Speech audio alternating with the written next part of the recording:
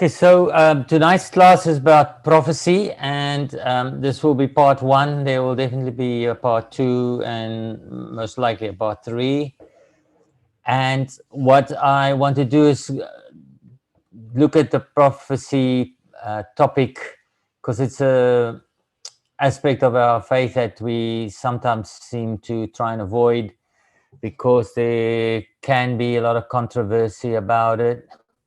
So what we are going to do is go from the perspective of looking at this topic, especially for people who have hardly ever looked at it or feel a bit apprehensive.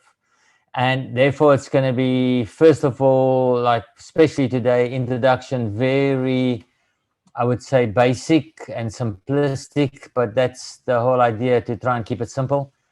If we get too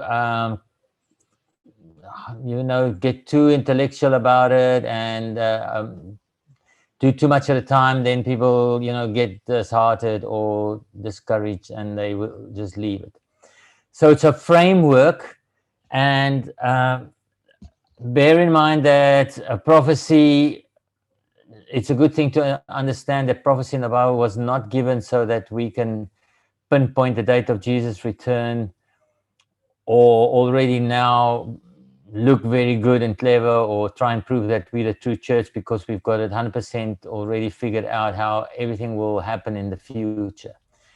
In our brotherhood, in about 1982, I think, there was a lot of brethren that predicted that Jesus would be back in that year, wrote a book about it, and again, they kind of had egg on their face because it didn't happen. And it does not create a good impression of community if they continue to try and get the exact dates, and then they'll just come unstuck and we lose credibility. So the whole idea is, as the world continues, Jesus said men's hearts will be failing them for fear because of the things that are coming on the earth. So things are going to happen still till Jesus returns that will make people very fearful.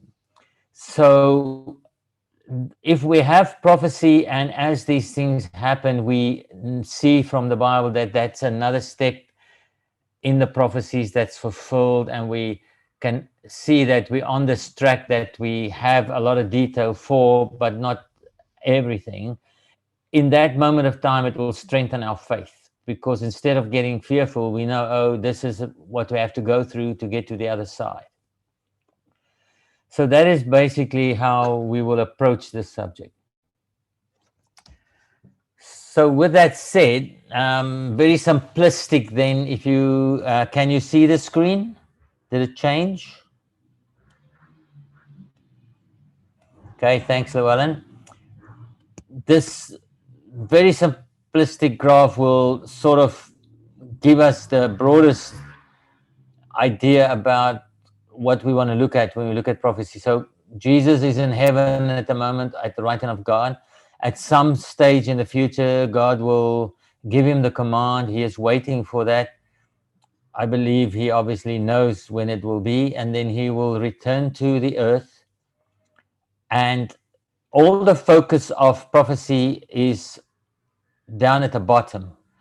When Jesus is on the earth, what would he do? We're trying to figure out the sequence of events shortly before, what it is that will trigger him to return, or what is the last couple of things that will happen that will be the final things before he returns. So who are the players, who is involved in all of that, what exactly is going to happen, where will it take place? Those are the normal questions we want to ask and try and get more clarity on.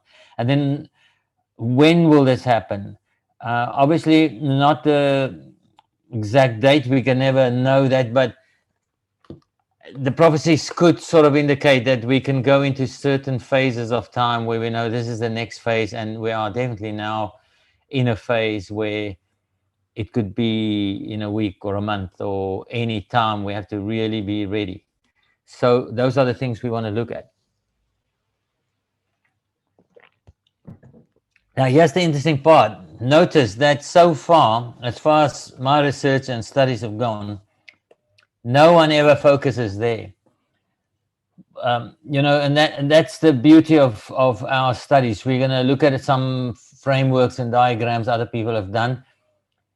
And what is nice, if you have someone else who have done some kind of timeline or framework, you can look at it in detail and look at all the other facts in the Bible and look at the second timeline, compare the two, see which of them match with your findings in Bible. Maybe some part of one is right and some part of another one, and then you use both those correct parts and throw the others away, and you come up with your own framework. But we want our framework eventually to have all the passages in Bible correctly interpreted and then fit them in so that they fit in correctly, and we see this is really the most makes the most sense of what the scriptures are actually saying. So, for example, we just go from the assumption that Jesus gets up from the throne and travels, and the next thing we know, he's on earth. What if there's some detail in that whole phase that maybe he doesn't just go straight back to the earth and does something in between? No one considers that. So, just pointing out to you that you got to question everything, keep an open mind, and then develop your studies from there. So just to make things clear, there are two views in our brotherhood mainly that we can classify, and it's good to sort of know, because you will, when you talk about prophecy, you will run into these two most probably. If you run in just to one, you might not know of the controversy, but the minute you run into second one, you will know there's controversy. So we don't all in a brotherhood agree on this, but it's better not to agree in a nice way, and respect each other's views and keep searching to see where are we getting it wrong and tweak so that we are more prepared than to fight about these things. So let's be the students that study to get to the truth and leave the fighting to other people and the animosity that people have towards each other. But if you look at the first view, the Orthodox view, it's held by the majority of Christadelphians. And this reason for this is that early on in the Christadelphian history, some very prominent brothers gave this interpretation, and you can understand at that time why it was popular, and there is people believing this view have the scriptures that they interpret in a certain way, so they are not doing this just to suit themselves. They really believe the scriptures are telling us this, and it's your prerogative to go and see whether they are right or not. So in this interpretation, basically, I'm trying to keep it very simple for you. The book of Revelation is seen as a continuous historical interpretation, and what it really means is you take the book of Revelation and you take each chapters, all of the chapters from chapter 6 onwards to about chapter 19, and every chapter you then link up with something that happened in history in the past that would explain that chapter. And it's continuous. In other words, chapter 6 will be XYZ years ago before Jesus, say, and then chapter 7 will follow on in the next years from that. So you have to go and find in all the history as it develops chronologically explanations for these chapters as you go along. And a big thing is that it's all been fulfilled according to that interpretation. Specifically, when you look at the book of Revelation, we know there are seals, and then there are trumpets, and then there are vials. The last vial that is seen as the end of the Ottoman Turk Empire has happen. So there's basically nothing else to happen. We are, according to this interpretation of prophecy, we are not looking. There's no specific big important event still to follow before Jesus will come back. And the focus of this interpretation is on Russia that will invade Israel in the future because Israel feels safe and secure. Notice they are not literally safe and secure, but they feel safe and secure because they've got a strong army and they've sorted out the Arab nations around them and they feel they can defend themselves. But this feeling safe and secure, and most likely the discovery of oil, say in Israel, will trigger Jesus to return because that will trigger Russia to go and invade Israel. I'm hoping this makes sense to you.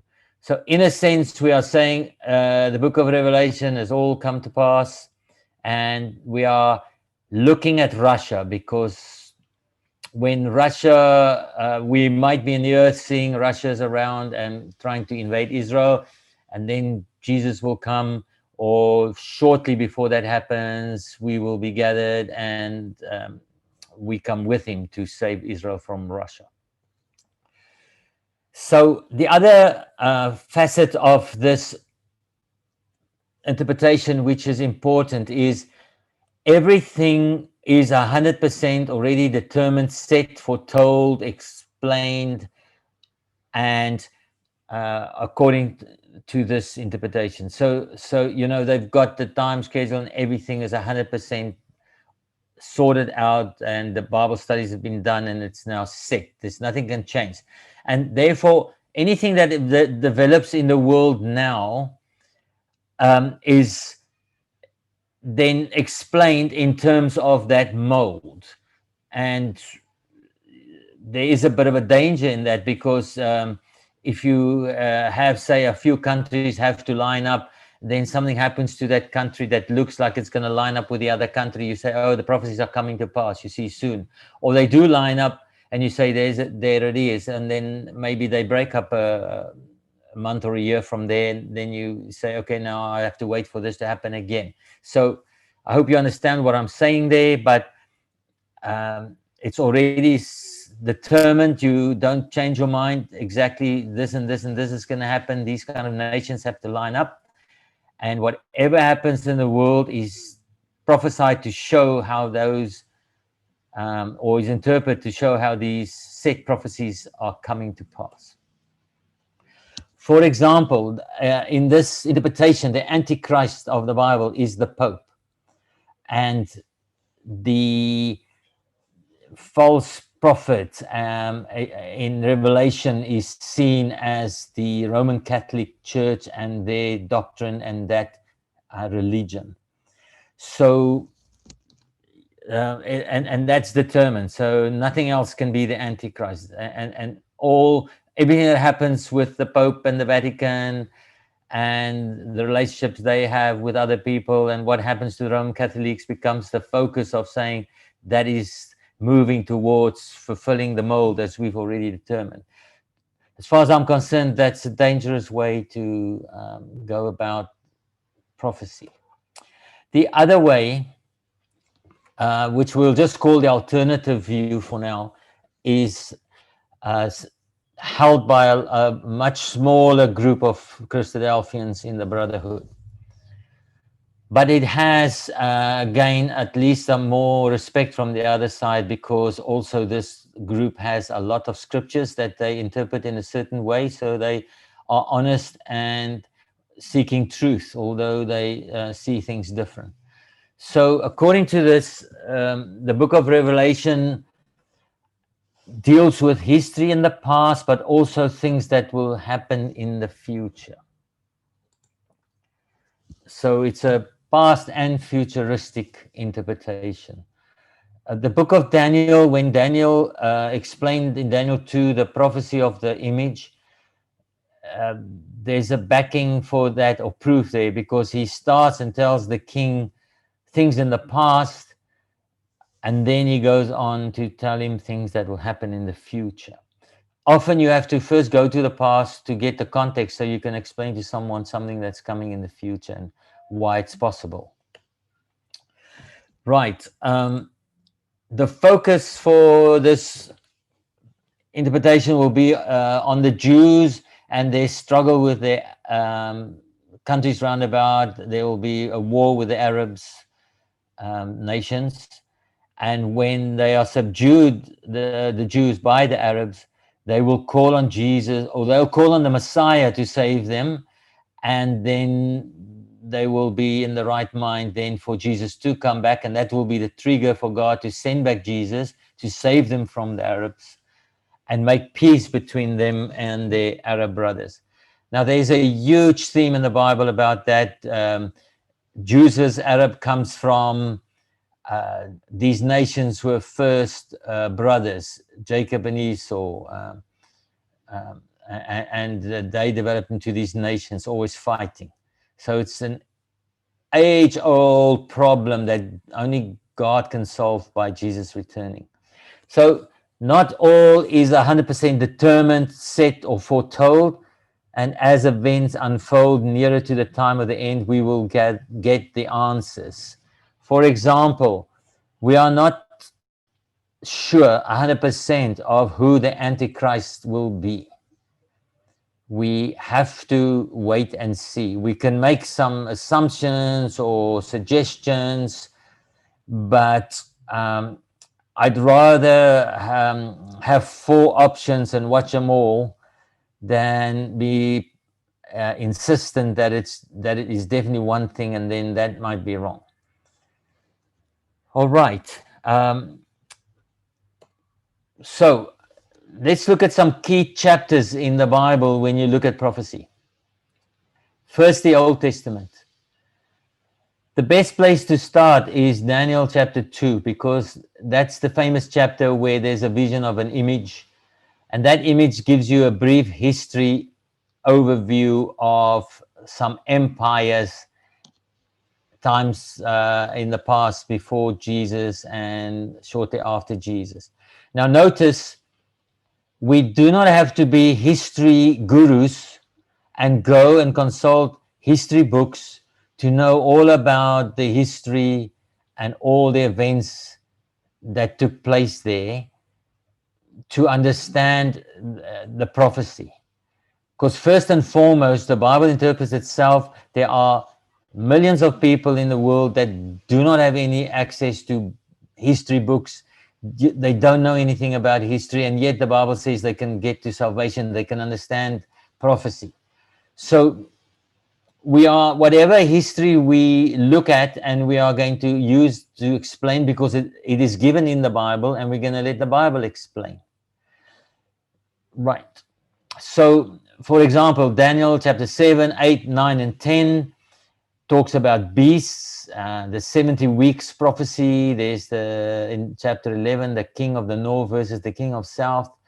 All these things have pertain to how we look at prophecy and what we think will happen in the world until Jesus returns. In Ezekiel 38, there is a chapter about Gog invading Israel. That is a huge chapter that we have to go, and obviously not tonight. We go in detail and we look at that chapter. And the focus, just for intersake, on that chapter is always who's Gog, who's Gog, who's Gog. And there's a big debate. Is it Russia or not, or someone else? But no one has ever asked or really went and sought out, when does that actually happen? Everybody assumes that happens before Jesus comes. In a time like Israel is now, feeling safe. But perhaps if we really look at the chapter, we'll see, no, that chapter talks of a time that Israel is not in now, when they are really literally secure because they don't have any Arab enemies and peace has been made. Then Ezekiel 38 will happen after Jesus comes and makes peace between Jews and Arabs. So it's crucial to sort out that chapter, but we will do that later. Zechariah 13 and 14 is a big chapter we look at, because in that chapter, it's clearly showing us that Jesus returns to save a third of the Jews. 2/3 of them would have been destroyed in Jerusalem and the city. And he returns to save a third of them. That chapter is clearly a chapter of Jesus' return, setting up the kingdom, fighting against the nations round about Israel, a term again that talks about the nations just round about, not all over the world. Psalm 83 is a psalm about 10 nations wanting Israel destroyed off the face of the world. So those are kind of chapters that will come into play when we look at prophecy. In the New Testament, we have Revelation, there's a dragon, and then there's a first and a second beast. There's a false prophet, a harlot riding on one of the beasts. There's the Antichrist, and we've got 10 kings that give their power to the second beast to kill the harlot. So we have to look at all those symbols, sort them out, and it will all give us a better idea what is going on in prophecy. We have Jesus's famous Olivet prophecy in Matthew 24, where we have dealt with this before, the 4 horsemen, and how that points to the white horse being the Antichrist and not the preaching of the gospel, which is a very important point that will have an impact on how you see prophecy. In 1 Thessalonians 4 verse 13, we have that famous chapter of the rapture, where people are caught away in the clouds. Where are we going to fit that all in? 2 Thessalonians chapter 2 is also about the Antichrist, and we will later on fill in some more chapters as we find them. But those are your main ones. Okay, so I hope I've piqued your interest, because now we're going to do something that I couldn't find on the internet, so I had to do it myself. And I hope you will not be too critical of my effort, and it will still help you to learn something fascinating. As you can see, it's a framework, so we're not going to read all the verses, but if you go to the Bible for History, so Bible History 101, and we go to Daniel chapter 2, we find it was of this image, and we all know by now that the head was gold, the shoulders and chest was of silver, then we had the middle part there of bronze, the legs of iron, and then the feet at the bottom with 10 toes. So you might as well start picking up the number 10.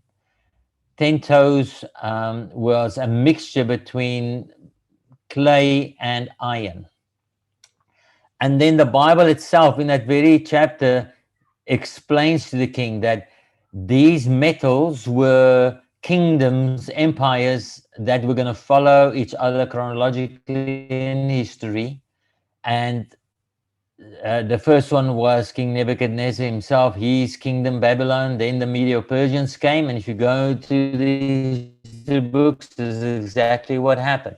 After the Medo-Persians, the Grecians came, and they had an empire that kind of took over from the others. Then Rome, and then we know that there is what we call a transition gap, if you want, because the legs part of the Roman Empire have come and gone. But at the end time, when this stone, which is Jesus, comes and hits the image on the feet, those 10 toes and the feet make the image stand. So there must be another, whatever these metals represented, something like that standing and being present again. And it's not so difficult to understand that these metals all meant a kingdom, an empire. And in Revelation and the rest of the Bible, we read of someone who wants to rule the whole world, like the Antichrist. So it's got to do with political powers, kings, rulers, governments, authorities, principalities, like the Bible talks about. And Jesus comes to destroy that. The stone grows and fills the whole world, symbolic of his kingdom that will supplant all governments, and he will be the only ruler in the world. So this is not so difficult to understand. It's interesting to note that those metals are very indicative of what those empires were. And as time goes along, those metals get more worthless. These empires are not so glorious as in the beginning. Everything decays, things are getting worse and worse, and it will be a very bad scenario at the bottom here when Jesus returns. Other thing to note is there were a couple of other big empires, but they're not on this list. They're not in the image because the image is given to Daniel, and it has to do with those empires that would have power and impact on Israel and make Israel's life a misery, and how God used them to punish Israel. So we have to understand that those things must be present again in the future. We're looking for some. In Revelation, it says the 10 kings gave their power to the beast for 1 hour to make war against the saints and Jesus beats those 10 kings and the beast. So, we're getting clues from the Old Testament what sort of is going to happen in the future. Now, here's an interesting point. In Daniel 7, these metals, these kingdoms, are shown to us as beasts. So you have Babylon is a lion with 2 wings. Medo-Persia was a bear with 4 bones, and it split up in 4. Greece was a leopard. And all these symbols in the Bible, always what God does, when he gives you a symbol, the symbol is very applicable to what it symbolizes. When Alexander the Great conquered and the Grecian Empire was set up, it was amazing at what speed he did it. So it's very apt that there's a leopard. If that animal was a tortoise, it would be totally inappropriate. So it's a lesson for us to be learned. We have emblems. The blood of Jesus is wine. There's a reason it's wine. It's not anything else. It's bread that has got leaven in it. There's a reason why it's like that and not unleavened. The symbol will always fit what it symbolizes very well. So, for example, then Rome, at the bottom, the legs of iron, Rome was usually a very good empire in the sense that wherever it went, it was kind of a gentle empire, and prosperity increased and roads were built and so on. But in Daniel's case, iron, it's depicted as this very harsh beast that is harsh and hard and destructive, because that's exactly what Rome did to Israel.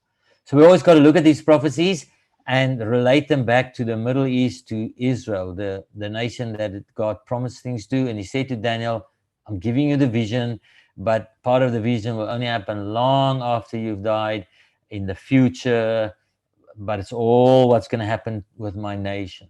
Now, it might, and most probably will also include all the true believers, the Christians, but we'll look at that later. But for now, I want you to know that the foundations we lay from that is this. The metals are beasts.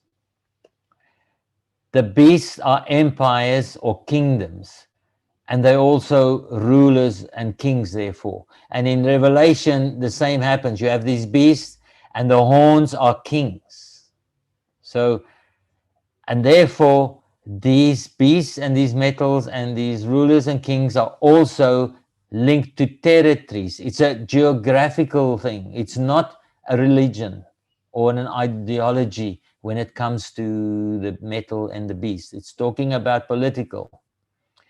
When we get to the false prophet in Revelation, we will look at that later, but that's more like someone who's deceiving the world. There's propaganda. That can be a religion or an ideology.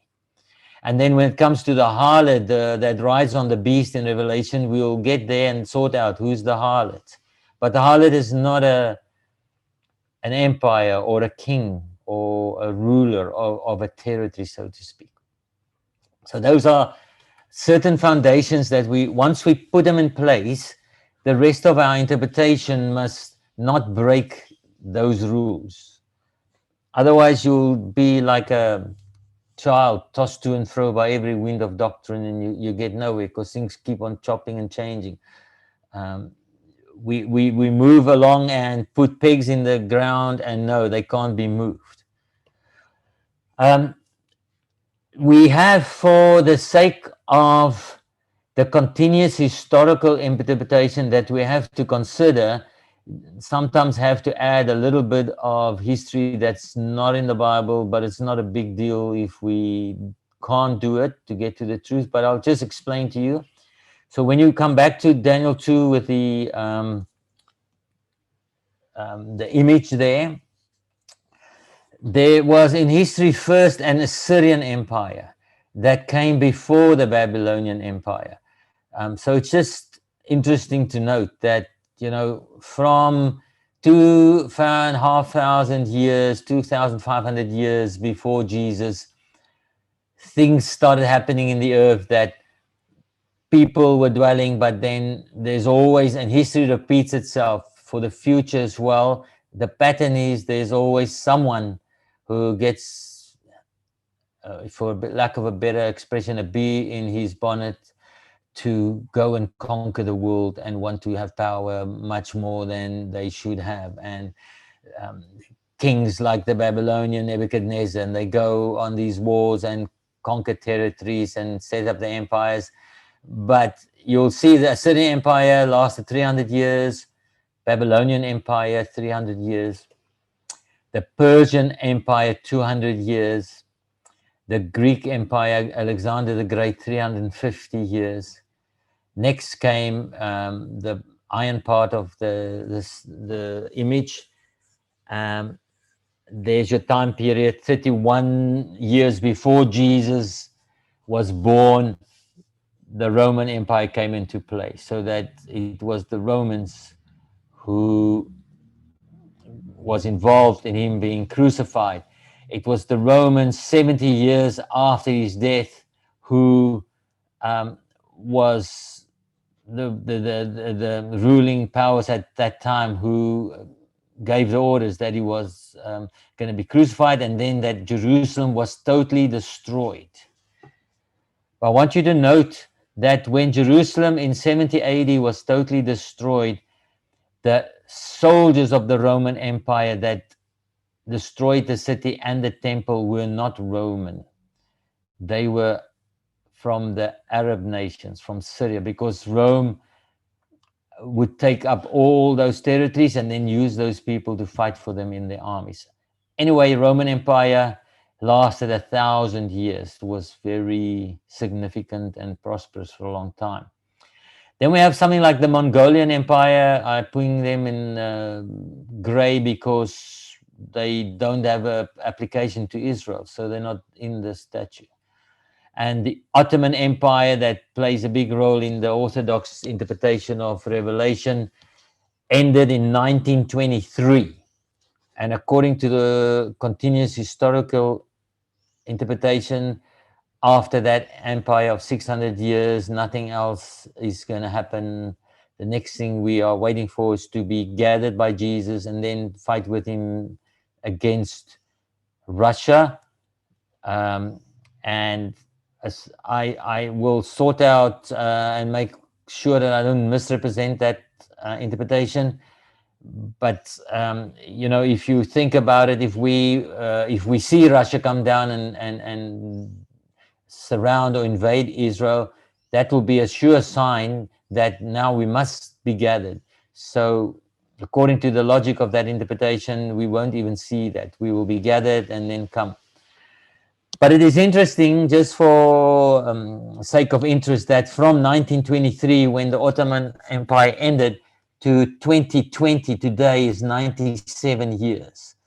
So, for about 100 years now, the true Christians then, by that logic, has said, well, the book of Revelation just tells us that God kept his promises up to 1923, but he didn't make any or nothing going on in the world in the last 100 years. Whereas we know in the last 100 years, the massive acceleration of everything that is gonna we need to be stronger and get some faith, it doesn't quite ring true that God would not leave us with anything that could help us through our times here.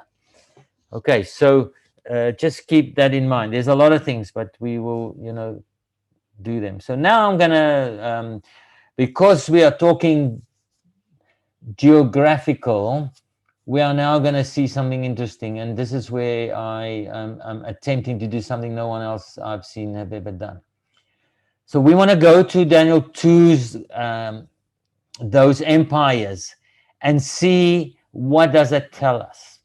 So can someone just give me I can't quite see, but if someone can talk and tell me, can you see the map of the world now and the encircling there of the Middle East?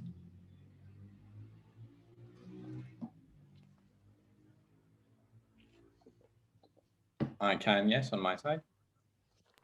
Thanks, Llewellyn. Okay.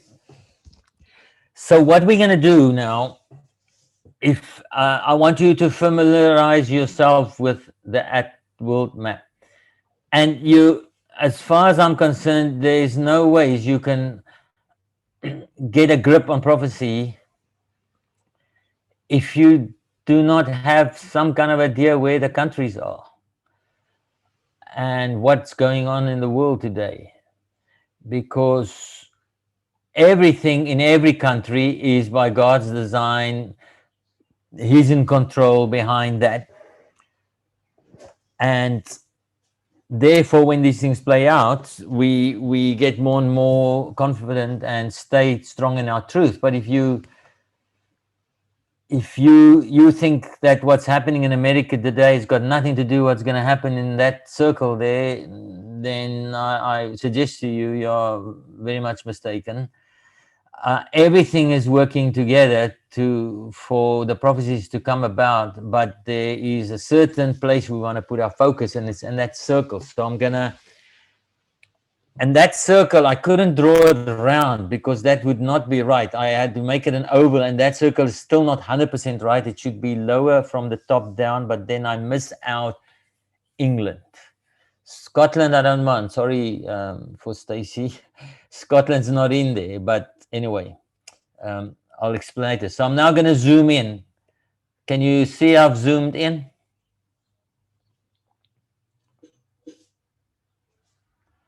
Yes. Okay, I can hear. I think it was Henry and Llewellyn, so it's nice to know I've still got some people paying attention. And this is not difficult to remember, and the more you stay with this and look at it, the easier it becomes. Because for example, if you close your eyes and someone tells you where's Turkey, you should know that Turkey is just underneath the Black Sea. So I want you to take the Black Sea, which is just above Turkey, and keep that as your marker as we move around these maps now, because then you will sort of know, because the map's going to stay there. Zoom in to the right half of that ellipse, or whatever you want to call it, and then at some stage we're going to move a little more to the left. So please keep your eye on the Black Sea, then you won't get lost. But what we see here is the following now. The Black Sea at the top, and on the left, in the blue is the seas, but on the left where it says Lydia and Meshech, that's Turkey. And on the right, we will have the countries like Iraq, Iran. You can see Egypt there. So here is the Assyrian Empire, right, in yellow. If you go to the Babylonian Empire, King Nebuchadnezzar, when he walked around in his garden and he was bragging to himself before he became like a cow eating grass, you will see that maybe he should have been a bit more humble, because his empire is nearly the same, but it was smaller than the Assyrian empire. It looked like that. So he was the chief in charge, and beat the Assyrians, but his territory was smaller. But anyway, so there's the Babylonian Empire. And in those days, remember, the world was not like today. So if you controlled all of that, you almost controlled the world, because if you look at the inhabited world at that time, that was huge. That was almost like a world empire. All right, so now we're going to go to the next one, which is the Medes and the Persians. Notice the Black Sea. I might try and just get a pointer here, just so that I can maybe spotlight this. It's your mouse. Can you see the mouse? Yes. Okay, so thanks. There's the Black Sea. Here is Turkey. Some people have had the privilege of being in that country and knowing what it's like. But the Persian Empire was much bigger than the, I'll go to previous, than the Babylonian Empire. There's the Babylonian Empire, a little bit of Turkey there.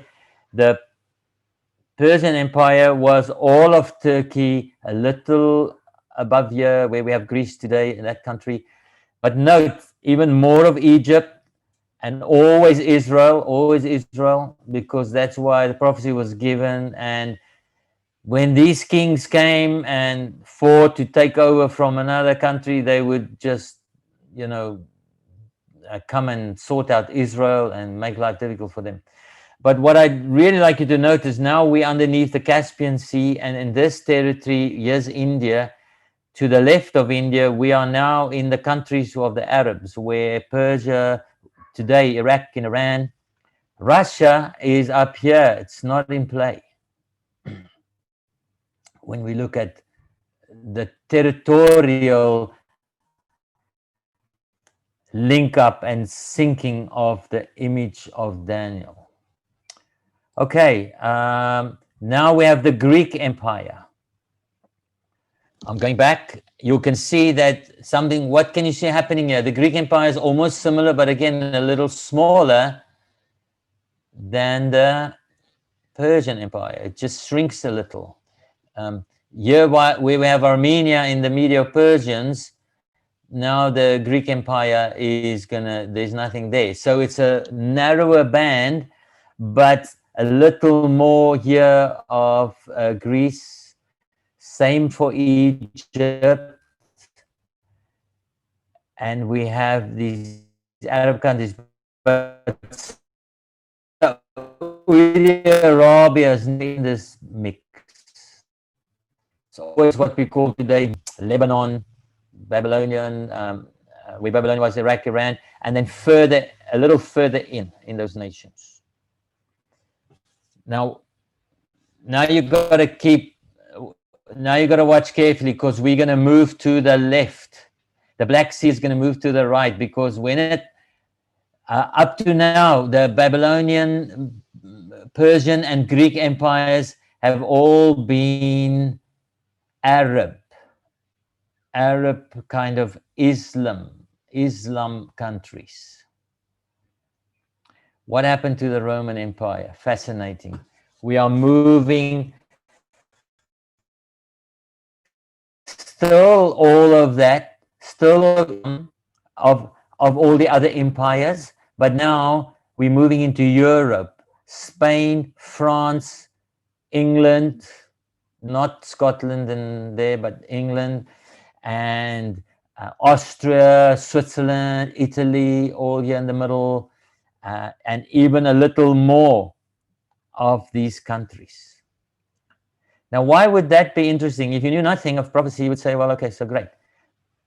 But in Ezekiel 38, it talks about nations, and all of a sudden it says there are some nations like Libya, and a couple of nations are mentioned that are these, that partner up and are confederate with other nations to try and do what is ever happening in Ezekiel. So now these nations are coming into play. They are in the image. So it's very interesting. So now I'm going to show you something fascinating. There's your world map. We zoom in to that area. Here is your Babylonian Empire. I want to take this away. It's very small relatively. And then what happens is when we add the Medo-Persian Empire, there's your Medo-Persian Empire. It includes all of the Babylonian Empire. And it's almost got the shape. It's interesting enough, this shape and the one of the next one. Let's see. The Greek Empire is the one in red. The one in green and red makes me think of a shifting spanner or a wrench. And the nut that it's always going to have friction on when it ties it is the one in the middle here where Israel is. But when you get the Roman Empire, look at this. It adds all of Europe and it includes all of the Islam and people. It doesn't have that bit there, but it includes all of this. Still, we are looking a lot at Turkey. We have the Europe Union of Nations that are strong here. There are 10, but it changes to 9, then 8, and then Britain is in, Britain is out. So what's going on? What am I trying to tell you? I'm trying to show you that when we look at the nations, the territory that that image is showing us, it includes the iron, but it also includes Islam, and the word for Arab is clay. So if we get to a situation in the world where there's a unification of this area in yellow, we know the image will stand. But it says those toes, it's a mix because they don't work together well. Now, guess what is happening today that didn't happen years ago? These Islam nations are flooding this area with the immigration, and they are setting up even their own little autonomous areas in Paris and somewhere else. So this region here is becoming more and more exactly what we see in the toes scenario in the image. There's strife there. They don't work together well. The ideologies of those people cause conflict, and so 5 years ago you could not even see it as clear as you can now. So we when we look at Daniel and the territories presented by that image, we want to focus here and say what's going to happen that these people here all will start kind of working together in some way or other that will give immense power to one person or whatever. So that's just a very nice way of looking at this. So I'm going to end off now by showing you, here is the sequence level 1, the most basic level of sequence we're going to look at. And from there, we have to add more detail and meat and see where we're going to put those chapters in the Bible. So the first thing that happens, Jesus returns. He gathers the saints, and now he's got his army. And with that gathering, there's a judgment. So the judgment is that two things go together. He makes up the saints. Then there will he and the army of saints will set up a kingdom by subduing the governments of this world. It's the stone coming and hitting the feet, and then the stone becomes a mountain that fills the world. So that is the simplest way you can understand what's going to happen. But we would kind of like to know, is there any more detail? And there is, as to when will he come, after what, and exactly more details as to how this all plays out. So the most basic view of the sequence for the Orthodox view is the Pope is the Antichrist. Jesus returns to save the Jews from Russian invasion. He returns to Mount Sinai. That is what that they believe with the way they interpret Scripture. At Mount Sinai, which is in the desert in Egypt, not near Jerusalem, the saints will be judged and give immortality. Then they will march with him to Jerusalem to go and save the Jews by conquering Israel, according to Ezekiel 38, where Gog is Russia. Israel dwells in safety, but that's why Gog comes and invades them, and they feel secure because the Arab enemies are under control. And then after saving Israel from Russia, Jesus continues to conquer the world and sorts out the Pope and Roman Catholicism. I'm trying my best to give a proper overview of this, but we can flesh out more details later. So now I'm going to show you one other suggestion, and we're going to end the class there. I know it's a lot, but I have 5 more minutes.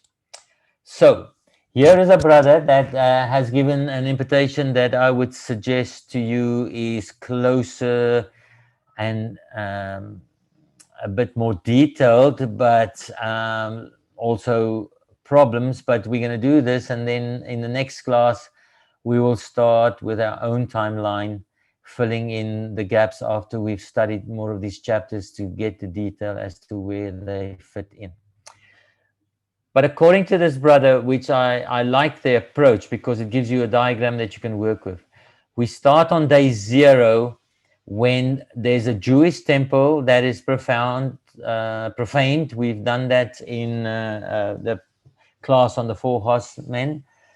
And the sacrifices of that temple is cut off, and now there's abomination of desolation as spoken in Daniel. And that will kick off a time period of 3.5 years, the 42 months, or the 1,260 days, the times of trouble as never was, that is spoken of in Daniel. That is the start of that time, the times of the Gentiles, and it will be a difficult time in the world.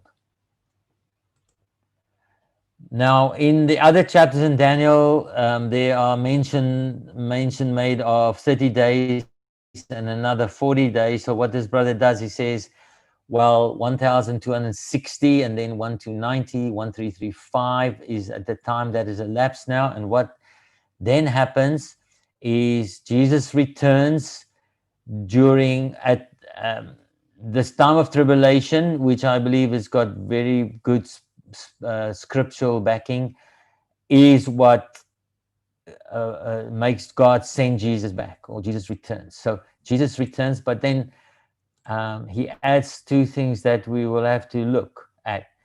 The nations are judged at the Battle of Armageddon. That takes 30 days, and then he adds there the resurrection and judgment of the saints. Now, we have to start asking ourselves, when Jesus comes back, what is Armageddon? Who's fighting there? Why does it take 30 days? And why are the saints only judged after? Perhaps Jesus will first return, raise the dead, judge, and give the saints immortality, and then it's the Battle of Armageddon. So we have to figure out, you've got to be careful. What are we going to do with the Battle of Armageddon, and where are we going to fit it in? This brother fits it in there. I suggest you that we might need to change this a little. Maybe you can do the study in the weeks to come and see what you find. Anyway, the brother then says, when Jesus was back in the earth and the Armageddon is done, we have the saints being given immortality here. So he puts it down here after Armageddon. We have to look at that. Then there is, according to him, the temple in Ezekiel 48 and Isaiah 60, there's another temple built. And after 2,300 days that Daniel 8 speaks of, we have a time where the sanctuary is purified, and it's the end of the days, not the 1,000 years, but the days of Daniel 12, where the kingdom is on its way and Israel has been saved, and as a nation are now again sacrificing. So that's another controversial issue. Will there be a temple in the kingdom where Israel will sacrifice or not? But you can see, once you've got a bit of a structure that you can investigate, that's worth a lot. So, you know, if we look at this and we find that we don't agree with it 100%, at least we will by that time see how much effort it takes to put up a diagram like this. And when we have ours, and we will have respect for this brother that he did this and gave us something we could work with. So two things I want to share with you to end off. Armageddon. And we're going to look at this in more detail later on, but I hope you have an idea. This is taken from Christadelphian website, The Gospel Truth. But note, it says here, in Ezekiel 38, which does not even mention the word Armageddon by, just for very clarifying and important sake. But it says, Ezekiel 38, there's a great army from the north is described. It's Gog. If you look at the ancient maps of Ezekiel's day, you will see that the peoples mentioned there come from areas of Russia, Central Europe, Iran, and parts of Africa. We saw that on our map. This confederacy of nations is to attack Israel, sparking off a great war which will end with the return of Jesus to the earth. It is interesting to see these nations currently forming alliances, which is a sure sign of Christ's return. So that's what we're doing. We're looking at these nations and how they are lining up to form that image again and line up with all the territories that that image presents. But we have to be careful, because it sort of indicates here that these nations fight Israel, and then Jesus comes back to fight the nations. Whereas in Revelation 16 verse 14, notice, it says, when it talks about the spirits of devils working miracles, to go forth unto the kings of the earth and the whole world, to gather them to battle, for battle of that great day of God Almighty. Behold, I come as a thief. And it says in verse 16, he gathered them together into a place called, by the Hebrew tongue, Armageddon. So these verses tell us that God is going to gather these nations together to fight them. And the word Armageddon, which is the Greek for Armageddon, really means a mountain range where crowds are gathered.